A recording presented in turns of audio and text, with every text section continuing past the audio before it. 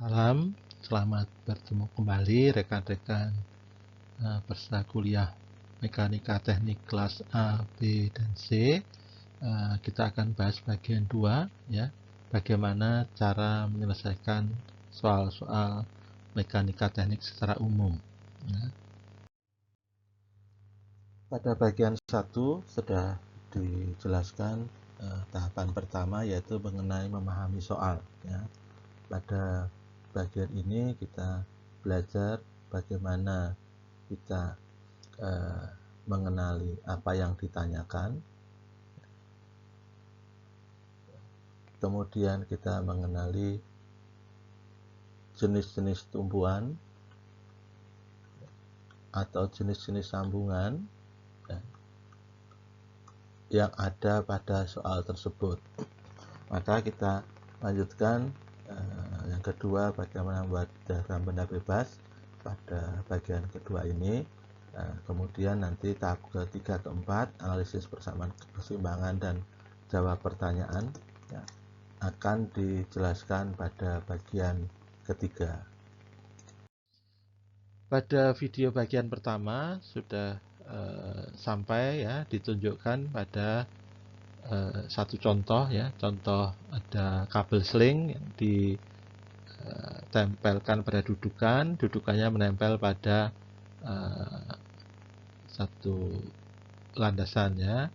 Nah, ini adalah akhir dari video bagian pertama ya. Mari kita lihat bagaimana aplikasi dari tahapan atau bagaimana penjelasan dari tahapan 2, 3, dan 4. Nah, tahapan kedua ya, dalam membuat atau menyelesaikan soal-soal mekanika itu adalah membuat diagram benda bebas ya. Apa itu diagram benda bebas ya? Ada banyak definisi, teman-teman bisa lihat definisinya di buku teks ya. Tapi secara umum saya mendefinisikan sebagai kontrak, sebagai perjanjian kita dalam menyelesaikan soal. Kontrak ini berisi semua gaya atau momen aksi dan semua gaya momen reaksi yang bekerja pada sistem yang ditinjau. Jadi isinya itu gambar-gambar gaya momen aksi dan gaya momen reaksi ya, pada sistem yang ditinjau ya. Nah, sistem itu sudah dibersihkan atau dibersihkan atau dipisahkan ya, sudah dipisahkan dari lingkungan. Nah, di tahap inilah kita perlu pemahaman tentang tumpuan atau sambungan roll, pin, atau klem yang kemarin itu jepit ya. Karena ketika memisahkan sistem dan lingkungan, maka tumpuan-tumpuan yang bersesuaian itu harus kita definisikan, kita tentukan apakah roll, pin, atau klem jenisnya, sehingga kita bisa menggambarkan gaya ekivalennya. Nah, biasanya sering salah, banyak salah itu tidak mampu ya memodelkan tumpuannya seperti apa atau kurang teliti dalam menggambarkan tumpuannya atau menemukan tumpuannya. Oke. Nah, sudah saya jelaskan tadi, tahapan pertama itu untuk membuat diagram benda bebas, sistem harus dipisahkan dari lingkungannya. Masih ingat contoh ada seseorang pakai helm ya, kemudian kita ingin menganalisis ya, bagaimana gaya pada leher. Nah, pilihannya dua, Anda bisa analisis kakinya, badannya, atau Anda analisis kepala dan helmnya. Nah, kalau Anda analisis kepalanya dipisah, lalu Anda analisis badannya, akan ada masalah di situ bahwa badannya itu kakinya masih nempel di lantai. Nah, ini berarti Anda nanti harus melepas tumpuan lagi. Jadi Anda gambarkan kalau Anda analisis badannya, ini badannya, lalu kaki, sudah tanpa lantai. Nah, berarti ada satu tumpuan kaki ke lantai dan leher ya. Lihat dua tumpuan yang Anda harus hitung. Maka akan lebih mudah kalau dan sederhana kalau Anda cukup menghitung tumpuan pada leher. Nah, itu bisa terjadi ketika Anda analisis kepalanya saja ya. Ada gaya arah vertikal, horizontal, dan momen pada leher. Nah, leher dimodelkan sebagai tumpuan jepit ya. Kepala kita kan tidak bisa menggeleng kalau kita tidak memberi izin ya. Otak tidak mengizinkan menggeleng. Jadi kalau dalam kondisi diam, kepala kita itu stabil ya. Maka dimodelkan leher itu tumpuan jepit. Jadi kenapa kita analisis kepalanya bukan badannya? Tadi jawaban sudah. Kalau kita analisis badan ada dua tumpuan, yaitu pada leher dan pada kaki. Ya, leher mendukung kepala, kaki ditopang oleh lantai. Jadi kita pilih yang lebih sederhana. Ya. Jadi ketika memisahkan sistem dari lingkungan juga perlu trik-trik. Ya. Kemudian di dalam menggambar diagram benda bebas, langkah berikutnya adalah setelah pisahkan gaya-gaya aksi ya, yang berupa gaya atau momen luar dan gaya gravitasi ya, atau berat benda ya, jadi ada satu gaya dan momen luar, yang kedua gravitasi. Ini sebaiknya digambar duluan ya. Maka di kepala itu sebelum ada reaksi kita gambar ada W supaya tidak lupa. Tidak ada gaya lain selain berat kepala dan helm ya. Digambar terlebih dahulu. Kemudian berikutnya digambarkan gaya reaksi. Gaya reaksi itu muncul dari mana? Muncul dari tumpuan atau sambungan yang dilepas dari lingkungan itu. Nah, dalam contoh kita itu leher, itu tumpuannya leher. Maka karena leher itu dimodelkan tumpuan jepit, maka ada reaksi gaya arah vertikal, horizontal, dan momen. Sudah komplit, berarti gaya aksi, gaya reaksi sudah. Tinggal nanti kalau diagram benda bebas sudah selesai, masuk di tahapan berikutnya yaitu menganalisis gaya. Nah, disinilah kita disadarkan bahwa kalau diagram benda bebasnya itu benar, ya, artinya ada kerangka arah ya, yang itu kalau masih ingat X, Y lalu momen ya. Jadi definisi arah gaya dan momen positif. Kemudian kita sudah memasukkan semua gaya momen aksi dan semua gaya momen reaksi. Kita sudah separuh jalan, pasti benar. Karena tinggal nanti memasukkan persamaan sigma fx ya, sigma fy sama dengan 0 dan sigma momen sama dengan 0. Nah, sekali lagi ini contoh untuk 2 dimensi. Ya, kalau 3 dimensi berarti ditambahkan sigma fz sama dengan 0, sigma my 0, kemudian sigma mx 0. Ya, karena momen yang disebut tadi dalam 3 dimensi ini adalah mz sebetulnya. Ya, tapi jarang ditulis karena kita kalau 2 dimensi kan hanya satu ya, tidak perlu sebutkan z-nya. Oke, itu. Jadi, nah kalau diagram benda bebasnya itu salah, ya, kurang, entah kurang gaya aksi, entah kurang momen aksi, entah kurang gaya reaksi, entah kurang momen reaksi, ya pasti hitungannya akan salah. Ya. Kenapa hitungannya salah? Ya kurang ya. Kurang komplit. Angkanya kurang. Maka berlatihlah untuk membuat diagram benda bebas yang benar dari banyak jenis soal, ya, dari banyak contoh latihan soal, contoh solusi, diamati, diingat-ingat, sehingga nanti kalau ketemu soal yang mirip, ya secara naluri akan keluar ilmunya. Ya. Yaitu tahapannya ya. Saya ulangi, sistem dipisahkan dari lingkungan itu pertama, kemudian gambarkan dulu gaya-gaya aksi, dan gambarkan gaya-gaya reaksi, ya. Dan jangan lupa kerangkanya, ya, kerangka acuan positif, ya, arah positif dari gaya dan momen, ya. Itu penting dalam membuat diagram benda bebas. Oke, nah ini sekarang contoh, ya. Contohnya ada seorang pekerja mengangkut kayu, balok kayu, panjangnya itu totalnya, ya. Kalau panjang total itu berarti 1,5 meter ditambah 0,6 meter ditambah 0,3 meter, ya. Ini sama dengan 2,4 meter, ya, totalnya. Kemudian posisinya horizontal, ya. Jadi dalam keseimbangan. Kenapa horizontal? Ya, secara naluriah kita ingin setimbang gitu, supaya apa? Tidak melorot. Kalau melorot itu memberikan gaya gesek, ya, gaya tambahan berupa gaya gesek pada bahu, dan itu menyakitkan pekerja. Maka pekerja berusaha untuk membuat dia horizontal.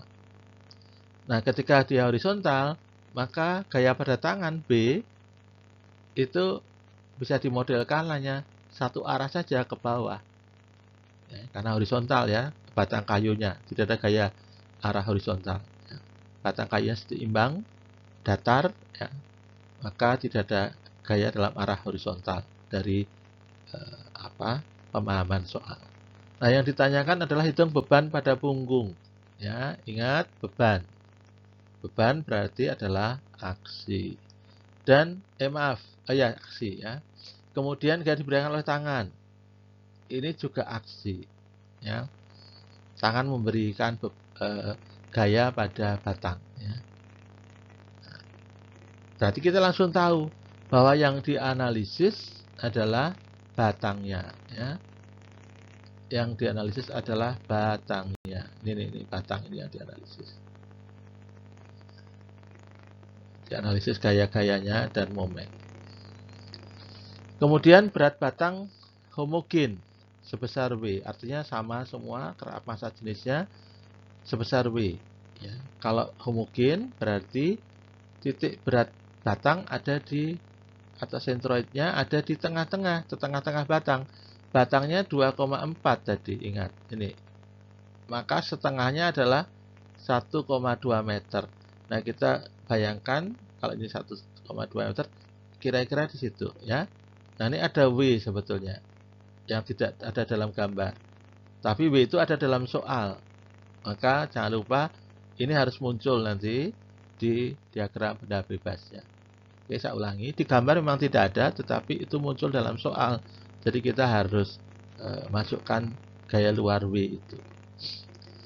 Nah, ketika kita punya gambar seperti terlihat, maka tadi saya katakan bahwa batang itu, ya, bisa naik atau bisa bergoyang pada bahu, ya, karena ada gaya gesek. Jadi dia tidak melorot karena gaya gesek. Nah, ingat, sesuatu yang bisa bergoyang-goyang, nah itu berarti meskipun dia tetap bisa diangkat, tapi dia bergoyang, ada dua gaya, ini setara dengan tumpuan engsel, ya, atau pin. Yang di B kita modelkan nanti satu gaya, setara dengan tumpuan roll. Ya, kok tahu Pak? Ya karena kita banyak latihan. Karena kalau dua-duanya Anda buat tumpuan pin, ya, nanti tidak akan selesai soalnya. Ya, kita asumsikan aja yang B itu roll, yang A itu pin, supaya bisa kita hitung. Ya, ingat ada redundansi, ya, kemarin ada statis tak tentu. Ya. Oke, nah, batang kemungkinan sebesar W, kemudian kita sudah punya tumpuan roll dan pin, sehingga diagram benda bebasnya dari gambar ini menjadi seperti berikut. Ingat, gambar dulu kerangkanya supaya tidak lupa. Pak, kalau saya gambar kerangka di akhir, ya boleh saja, asal jangan lupa, ya. Kemudian setelah sumbu acuan selesai, Nah, kita gambarkan ulang ya. Ini digambarkan ulang. Tidak usah takut kalau jelek ya. Seperti gambar saya ini pleot-pleot ya nggak apa-apa. Yang penting dosennya tahu bahwa itu tuh batang. Ya. Jangan hanya garis begini. Kalau hanya garis, jujur saya tidak tahu apakah ini garis ini batang atau ini gaya. Apalagi nanti diberi gaya di sana ya. Tidak jelas. Ya kalau batang gambarlah batang. Ya. Nah, batang itu ingat tadi gaya luarnya apa? Gaya luarnya adalah beratnya. Beratnya itu bekerja di mana? Ya. Ingat tadi homogen. Ya. Jadi berat batang ada di sentroid 1,2. Ini ada W. Nah, dalam contoh, W-nya itu masanya diambil dari 4 digit nomor massa saya waktu S1 dulu, itu 9113. Maka W-nya 9113 dikali, nah kita dalam soal sepakat memakai 9,81 ya. Nanti satuannya kilogram meter per detik kuadrat, atau ini setara dengan simbolnya Newton. Jadi ingat W dikali G, G-nya 9,81, W itu bekerja pada titik tengah. Kemudian ada tumpuan apa yang dilepas sana? Ada 2 tumpuan. Ingat, tumpuannya 2. 1, 2. Tersambungnya 2. Anda kurang 1 salah, kelebihan 1 juga salah. Ya. Tumpuannya jadi 3 juga keliru. Ya, kalau digambar soal 2, harus 2. Ini di A. Nah, A itu tadi kita modelkan tumpuan pin. Maka ada AY, ada AX. Atau FAY dan FAX. Di B ada ke bawah FB tumpuan roll, satu gaya saja. Kalau FB-nya ke atas boleh Pak? Boleh. Paling nanti ketemunya negatif. Nah, sehingga W ada di sana, FAX, FAY ada pada gambar, kemudian FB-nya seperti penjelasan. Selesai diagram benda bebasnya. Ya. Nah, kalau sampai sini pasti betul hitungnya. Kenapa? Karena sudah jelas kontraknya. Hanya ada satu gaya aksi, W, warna ungu, ada AX, AY, FB yang kita tidak tahu. Nah, terima kasih sudah mengikuti video ini sampai akhir. Kita sudah selesaikan bagian 2. Ya. Sebagai pengingat, saya akan review sebentar bahwa kita sudah menyelesaikan tahapan 1 atau bagian 1, yaitu memahami soal. Dari tahapan 1 ini kita akan tahu apa yang ditanyakan,